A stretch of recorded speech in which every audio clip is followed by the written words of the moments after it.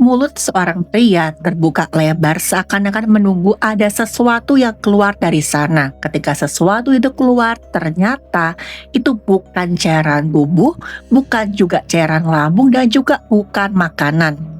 Tapi makhluk hidup. Bayangin aja, serangga-serangga yang mengerikan keluar dari tenggorokannya. Kecoa hitam yang besar-besar, cacing yang masih menggeliat, sampai helai-helai bulu hewan yang kasar. Katanya, pria tersebut sedang melakukan ritual penyembuhan dari praktek ilmu gaib. Videonya udah pasti langsung viral dan banyak orang yang percaya dengan kejadian di video itu. Teman-teman, apa ini bukti kalau ilmu hitam itu ada? Atau hanya trik penipuan yang dimainkan di depan kamera demi sensasi? Melalui video ini saya nggak cuma akan membedah kasus ini, tapi ada hal lain yang saya ungkap, dan simak video ini sampai habis.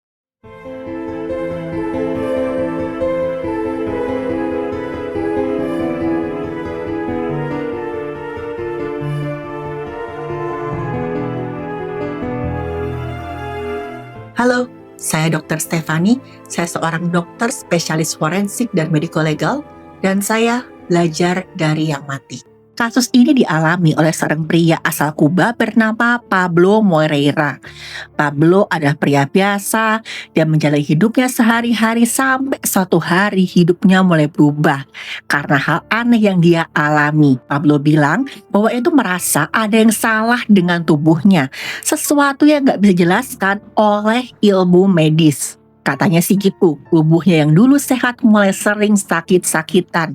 Dia kehilangan berat badan secara cepat, badannya menjadi kurus, kering, dan sangat lemah. Tapi anehnya, meskipun badannya makin kurus, perutnya justru membengkak besar. Seakan-akan Pablo sedang hamil atau menderita busung lapar. Udah pasti ini sangat membuat Pablo merasa tersiksa. Pablo mengaku nggak bisa mencerna makanan sama sekali. Setiap kali dia coba makan, rasanya seperti ada penghalang dalam perutnya. Pablo merasa hidupnya penuh dengan penyakit yang datang terus-menerus tanpa pernah berhenti. Seakan-akan nggak ngasih jeda buat Pablo bernapas sama sekali. Dan Pablo mulai merasa putus asa dengan kesehatannya. Dia yakin ini bukan penyakit medis biasa, pasti non-medis. Dia yakin nih ada seseorang atau malah sesuatu yang menginginkan hidupnya hancur. Dalam budaya Kuba di mana Pablo tinggal, kepercayaan terhadap hal-hal mistis masih sangat-sangat kental. Ketika medis modern dianggap gagal memberikan jawaban, orang seringkali mencari pengobatan alternatif secara spiritual. Temannya ini ngaku, dulu dia pernah mengalami gangguan mistis, tapi kemudian dia berhasil sembuh. Temannya bilang ke Pablo, bagaimana kalau kamu menemui seorang santero? Santero ini adalah sebutan untuk semacam dukun atau praktisi spiritual dalam tradisi Santeria atau kepercayaan Afro-Karibia. Di sini bisa disebut juga dengan nama dukun. Karena udah nggak tahu lagi harus berbuat apa, harus cari pertolongan kemana, Pablo pun setuju dengan saran temannya. Karena Pablo hanya ingin sembuh. Pablo hanya ingin rasa sakit di perutnya hilang supaya dia bisa hidup dengan normal.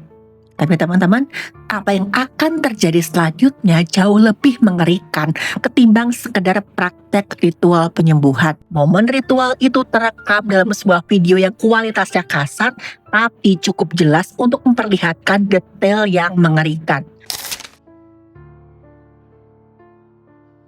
Pablo kelihatan sedang berbaring di lantai, dikelilingi oleh suasana yang sangat mencekam. Di hadapannya, sang santero alias dukun mulai bekerja. Ritual dimulai dengan sebuah tindakan simbolis yang aneh. Sang dukun alias santero ini mengambil sebuah telur mentah. Telur itu kemudian diletakkan dan didorong masuk ke dalam mulutnya Pablo. Dalam kepercayaan mistis, telur sering banget dianggap sebagai penyerap energi negatif atau wadah untuk memindahkan penyakit. Dukun itu mengatakan bahwa telur tersebut berfungsi untuk memecahkan mantra jahat yang mengikat tubuhnya Pablo.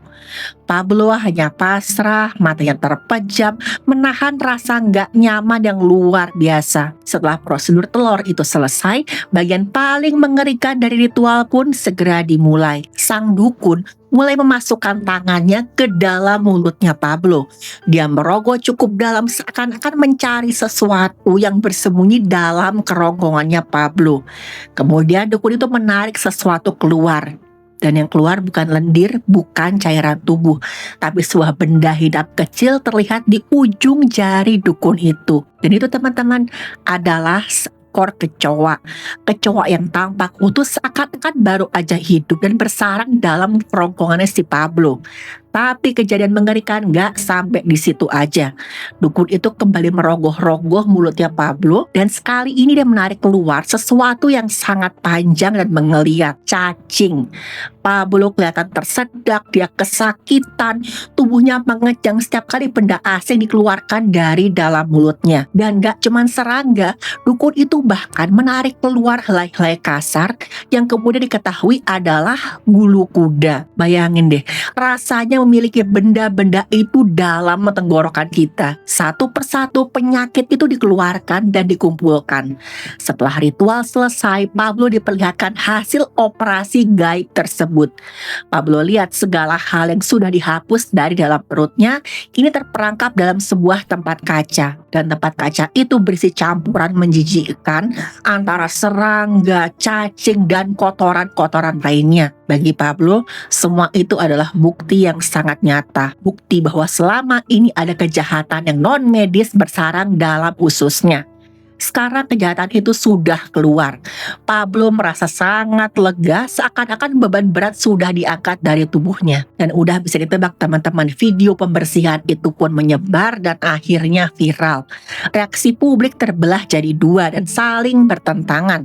Yang pertama, ada yang sangat percaya. Mereka melihat video Pablo sebagai bukti tidak terbantahkan tentang kekuatan ilmu hitam dan keampuhan penyembuhan tradisional atau alternatif. Bagi mereka, penderitaan Pablo dan kesembuhannya adalah bukti dari kepercayaan yang mereka pegang selama ini. Tapi kubu kedua gak mau percaya begitu aja. Mereka berpikir kritis menggunakan logika.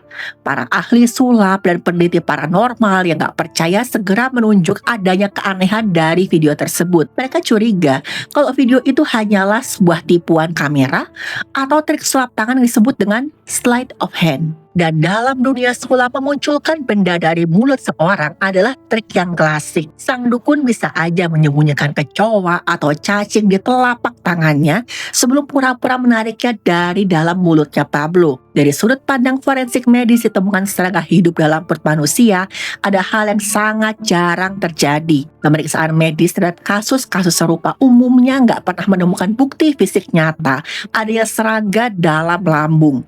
Asam lambung dalam tubuh manusia punya sifat korosif yang dapat menghancurkan tubuh serangga. Udah pasti nih, kecoa apalagi cacing tanah yang tertelan itu akan hancur dalam hitungan menit kalau masuk ke dalam lambung dan terkena asamnya.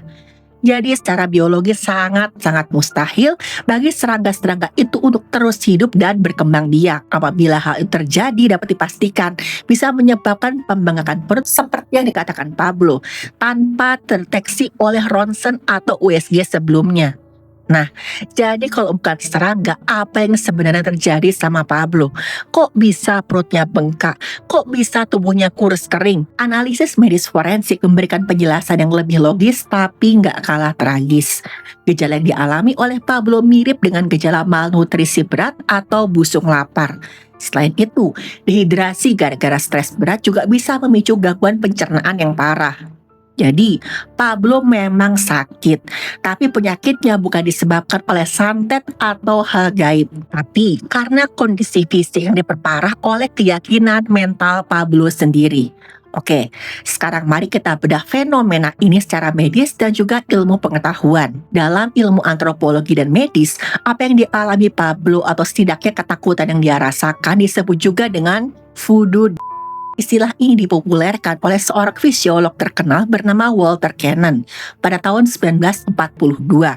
Walter Cannon mencatat bahwa jika seorang benar-benar percaya kalau dia sudah dikutuk, tubuhnya bisa aja menyerah dan sampai kehilangan nyawa. Hilangnya nyawa bisa terjadi dalam waktu 24 jam tanpa adanya penyebab medis atau luka fisik yang nyata. Nah, kok bisa pikiran melakukan hal mengerikan pada tubuh secepat itu?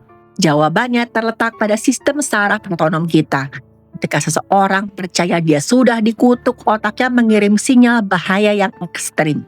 Bagian otak yang bernama amigdala, pusat ketakutan kita, menjadi hiperaktif. Amigdala akan memerintahkan kelenjar adrenal untuk membanjiri tubuh dengan hormon stres, adrenalin, kortisol, dan ini adalah respon fight or flight, lawan atau lari. Tapi dalam kasus kutukan, korban merasa nggak bisa melawan dan nggak bisa lari.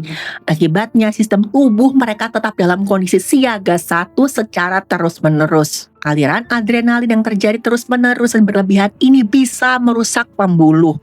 Jantung dipaksa bekerja begitu kerasnya sampai akhirnya jantung pun menyerah. Tensi bisa aja anjlok tiba-tiba menyebabkan shock fisiologis yang fatal.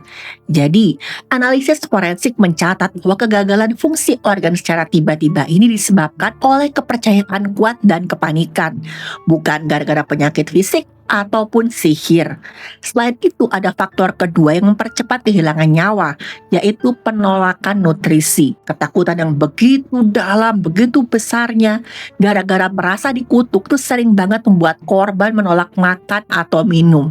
Tiap kali masuk makanan minuman, keluar lagi. Mereka mungkin takut makanannya tercemar materi kutukan atau merasa percuma makan, karena hidupnya akan segera berakhir. Dalam sehari saja, kombinasi antara stres hebat yang membakar kalori, keringat dingin yang membuang cairan, dan gak adanya asupan sama sekali bisa menciptakan kondisi shock. Dan tinjauan medis itu menunjukkan kalau seorang putus asa dan menolak nutrisi, tubuhnya akan melemah dengan sangat cepat hingga akhirnya kehilangan kesadaran.